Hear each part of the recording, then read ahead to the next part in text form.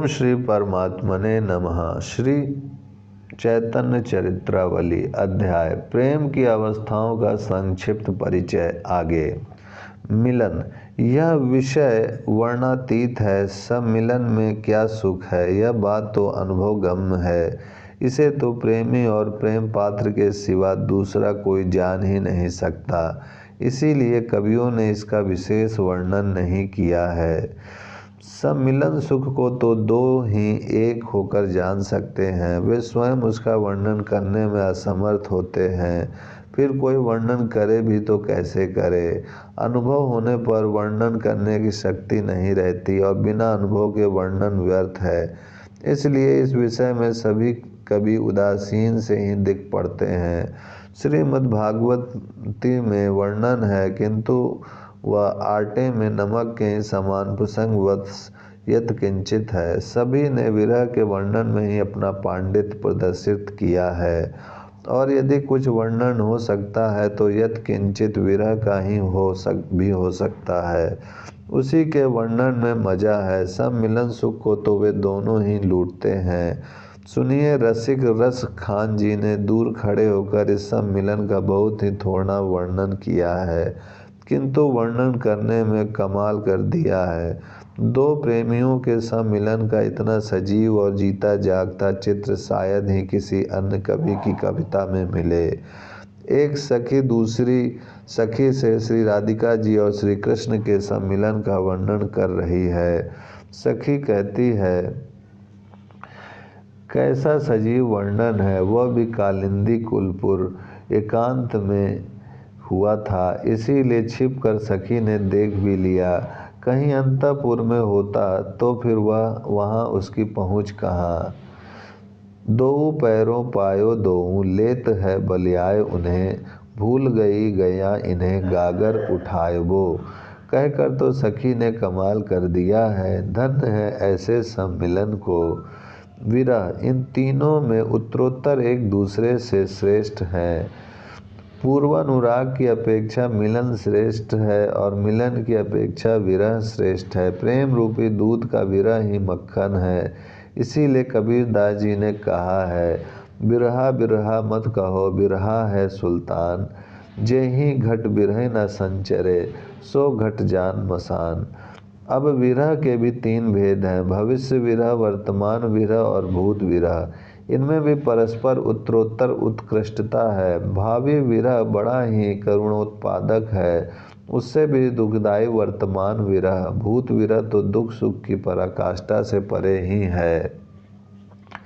पहले भावी विरह को ही लीजिए। प्यारा कल चला जाएगा, बस इस भाव के उदय होते ही जो कलेजे में एक प्रकार की ऐंठन सी होने लगती है, उसी ऐंठन का नाम भावी विरह है। इसका उदय नायिका के ही हृदय में उत्पन्न होता हो सो बात नहीं है। अपने प्यारे के विछोह में सभी के हृदय में यह विरह वेदना उत्पन्न हो सकती है। जिस कन्या को आज 15-20 वर्षों से पुत्र की तरह लाड प्यार किया था, वही शकुंतला आश्रम त्याग कर अपने पति के घर जाएगी। इस बात के स्मरण से ही शकुंतला के धर्मपिता भगवान कणव ऋषि का कलेजा कांपने लगा। हाय, अब शकुंतला फिर देखने को ना मिलेगी। इस विचार से वे शोक युक्त हुए बैठे हैं। वे कैसे भी सहृदय क्यों न थे, किंतु थे तो ज्ञान उपासक। चिंता में एकदम राग मार्गीय गोपिकाओं की भांति अपने को भूल नहीं गए।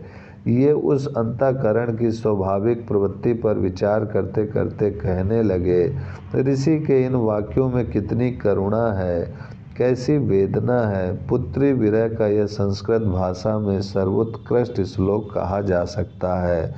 ऋषि सोच रहे हैं, शकुंतला आज चली जाएगी। इस विचार के आते ही मेरे हृदय में एक प्रकार की कंपकपी सी हो रही है, एक प्रकार की विचित्र उत्कंठा सी प्रतीत होती है। गला अपने आप रुद्ध सा हो रहा है। अश्रु स्वतः ही निकले पड़ते हैं। एक प्रकार की जड़ता का अनुभव कर रहा हूँ। जाने क्यों दिल में घबराहट सी हो रही है। जब वनवासी वीतराग मुझ मुनि की ही ऐसी दशा है, तो गृहस्थ आश्रम में मोह में फंसे हुए गृहस्थियों की तो पुत्री वियोग के समय न जाने क्या दशा होती होगी। इन वाक्यों में भगवान कणों की छिपी हुई भावी वेदना है।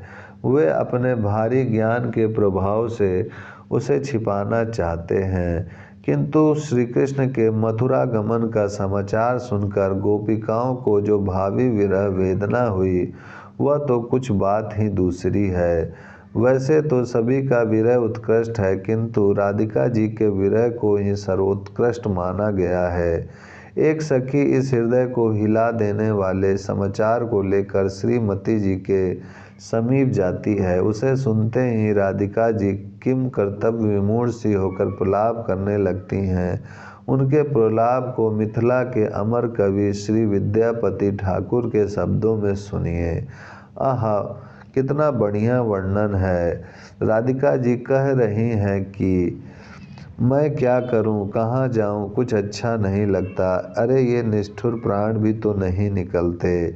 प्रियतम के लिए मैं किस देश में जाऊं। रजनी बीतने पर प्रातःकाल किसके कमल मुख की ओर निहारेगी। प्यारे तो दूर देश में जा रहे हैं, मैं उनके विरह शोक में मर जाऊंगी।